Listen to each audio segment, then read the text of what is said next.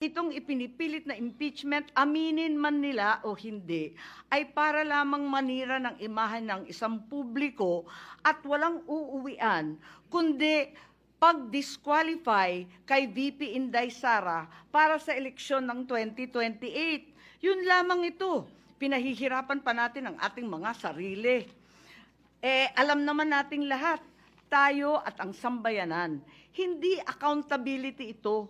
Tungkol ito sa pagpigil kay VP Inday Sara para sa 2028. Huwag na tayo mag-production number.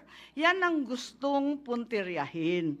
Kaya ang pangalawa kong SKL, ikalawa SKL, saan ka lulugar?